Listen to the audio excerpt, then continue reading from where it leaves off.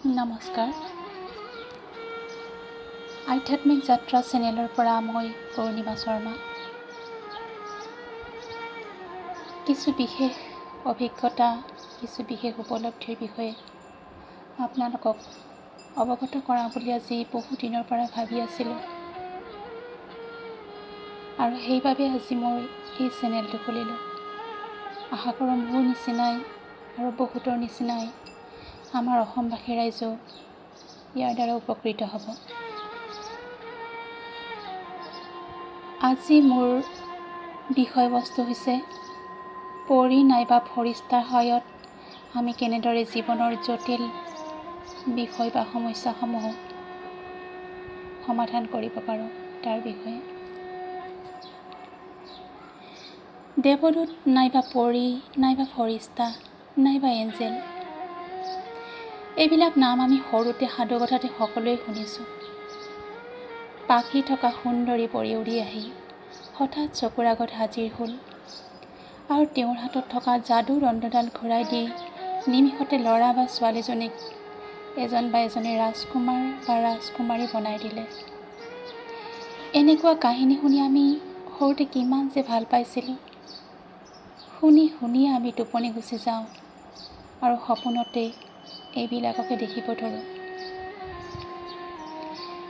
আমি ডাঙৰ হোৱাৰ পিছত কিছুমান মানুহৰ মুখত শুনিব পাওঁ যে ধুনীয়া ডেকা ল'ৰাৰ প্ৰতি বা ছোৱালীৰ প্ৰতি পৰীৰ বহুত আকৰ্ষণ থাকে আৰু সুবিধা পালে নি ক'ৰবাত মাৰি পেলাই বা পগলা কৰি দিয়ে।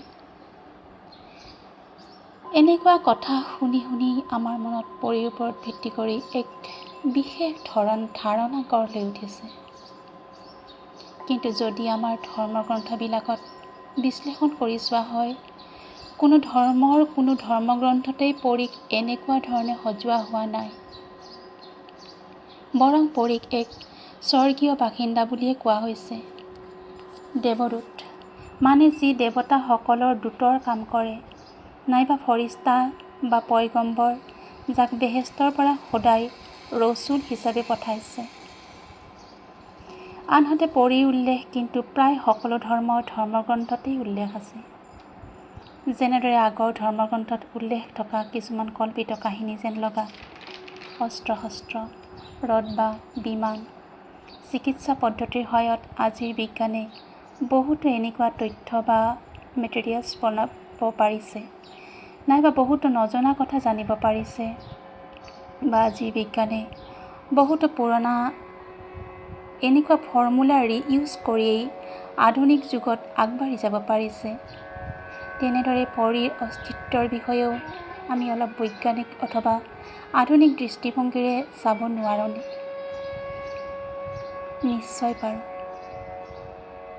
আৰু যিয়ে নেকি ইতিমধ্যে এঞ্জেল থেৰাপি আদিৰ বিষয়ে শিকিছে বা ইণ্টাৰনেট যোগে জানিব পাৰিছে, তেওঁলোকে গমেই পাব যে বাহিৰৰ জগতত পৰীক লৈ কিমান যে কি চৰ্চা চলি আছে।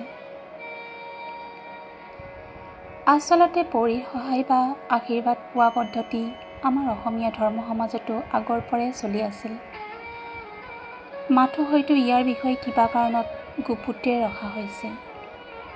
কিন্তু বৰ্তমান গ্ল'বেলাইজ বা গোলকীয়কৰণৰ ফলত নলেজ চ'ৰ্চবিলাক আমাৰ সৰ্বসাধাৰণ সকলোৰে বাবে সহজলভ্য হৈ পৰিছে আৰু বহুতো তত্ত্বগধুৰ বেদ, উপনিষদ আদিকো মানুহে পাত পাতকৈ পঢ়িয়াই চাই তাৰ অৰ্থ সম্ভৱ অনুসৰি কামতো লগাইছে।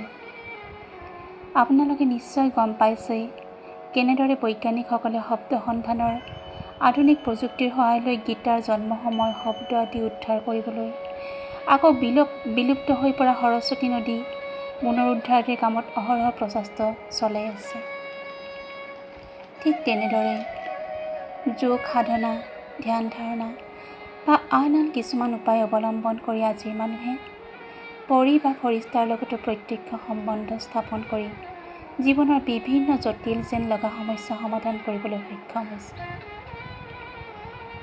মই এইখিনিতে কৈ থওঁ যে পৰীৰ লগত সংযোগ স্থাপন কৰা মানে, এঞ্জেল কলিং কৰা মানে, পৰীৰ সহায় লৈ সমস্যা সমাধান কৰা মানে, এইবিলাক কোনো অমাৱস্যাৰ গভীৰ নিশা কোনো শ্মশানত নিঃসংগী উলংগ হৈ বহি মানুহৰ লাকলাৰ ওপৰত হোমাগ্নি কৰাৰ দৰে তন্ত্ৰ সাধনা নহয়, নাইবা আমাৰ অসমৰ যাদুৰ বাবে জগত বিখ্যাত মায়ঙৰ যাদু মন্ত্ৰ আদিও নহয়। ই হৈছে পুৱাৰ অৰুণৰ ৰুমাল আভাৰ দৰে, নাইবা স্নিগ্ধ চন্দ্ৰমাৰ শীতলতাৰ দৰে এক সুকোমল অনুভৱ। ই আপোনাৰ দেহ মনৰ লগতেই নহয়, বৰং আত্মাৰ নিভৃত কোণত হোৱা এক সৰল উপলব্ধি, যেন বুজাই দিয়ে আপোনাক আকাশৰ বিশালতাৰ ভাষা।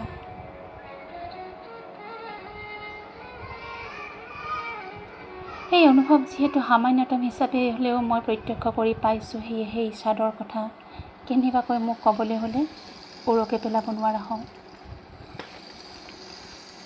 আমাৰ অসমত যদি কোনোবাই পৰীৰ ওপৰত চৰ্চা চলাই আছে, মানে এঞ্জেল কোৰ্চ বা এঞ্জেল থেৰাপি আদি শিকি আছে, মোক জনাব। কিন্তু অসমৰ বাহিৰত এই বিষয়টোৰ ইতিমধ্যে ইমানেই চৰ্চিত হৈছে যে ইয়াৰ ওপৰত বহুতে ডক্টৰেট ডিগ্ৰী আদি কোৰ্চো কৰিলে। পৰী কি এই বিষয়ত একাষাৰে ক'বলৈ হ'লে পৰী হৈছে পৰমাত্মাই পঠোৱা বাৰ্তাবাহক বা দূত বা মেছেঞ্জাৰ। পৰী বা ফৰিস্তা বা এঞ্জেল এক অতি সৌম্য, দিব্য, বিস্ময়কাৰী, সহায়কাৰী আৰু নিস্বাৰ্থভাৱে বা বিনা চৰ্তে সকলোকে প্ৰেম প্ৰদানকাৰী দৈবিক জীৱ। Angel are very gentle, divine, miraculous, service oriented and unconditional beings.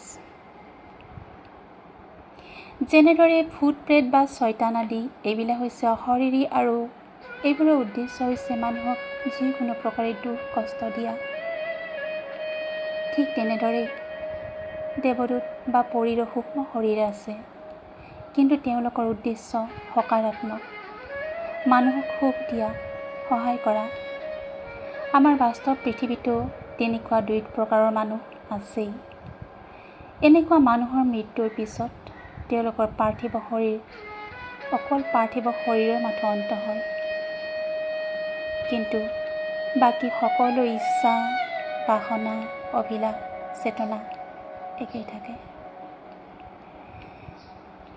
যি সৎ ব্যক্তিৰ মৃত্যু পশ্চাতো সহায় কৰাৰ বাবে হাবিয়াস থাকে, তেওঁলোকক পৰমাত্মাই এক দিব্য শৰীৰ দিয়ে, লগতে ঐশ্বৰিক শক্তি দিয়ে, যাৰ সহায়ত তেওঁলোকে পৃথিৱীৰ যিকোনো কামৰ ওপৰত নাইবা ব্যক্তিৰ সৈতে সংযোগ স্থাপন কৰিব পাৰে, সহায় কৰিব পাৰে। Because angel is a high level divine being. আমি ধনৰ বাবে যেনেদৰে আই লক্ষ্মীক, বিদ্যাৰ বাবে আই সৰস্বতীক, বিঘ্ন বিনাশনৰ বাবে গণেশক, সংকট মোচনৰ বাবে হনুমানক প্ৰাৰ্থনা কৰোঁ, তেওঁলোকো এক প্ৰকাৰ দেৱদূতেই, কিন্তু তেওঁলোক কিছু উচ্চ খাপৰ, যেনেদৰে কাৰোবাৰ বাবে ইষ্ট দেৱতা। সকলো মানুহক সকলো ধৰণেৰে সহায় কৰাৰ বাবে এঞ্জেল অনবৰতে প্ৰস্তুত থাকে, মাথো লাগে তেওঁলোকৰ লগত সংযোগ স্থাপন কৰিব। পৰীৰ বা ফৰিস্তাৰ লগত সংযোগ কৰা ইমান টান কাম নহয়, যিহেতু পৰী বৰ্তমান আপোনাৰ ওচৰতো আছে, মাথো আমি বিচাৰিবহে জনা নাই। তেওঁলোকৰ আশীৰ্বাদ লৈ, তেওঁলোকৰ সহায় সহযোগ লৈ, তেওঁলোকে দেখুৱাই দিয়া পথ যদি আমি সন্মানেৰে আগবাঢ়ি যাবলৈ প্ৰস্তুত হওঁ, সন্মত হওঁ, তেওঁলোক আগবাঢ়ি আহিব আমাক সহায় কৰিবলৈ। পৰী বা ফৰিস্তাৰ লগত সংযোগ কৰা বা সহায় লোৱাৰ বিষয়ে খুব সহজ উপায় বা কৌশলৰ বিষয়ে ইয়াৰ পিছৰ খণ্ডত আমি আলোচনা কৰিম। ধন্যবাদ।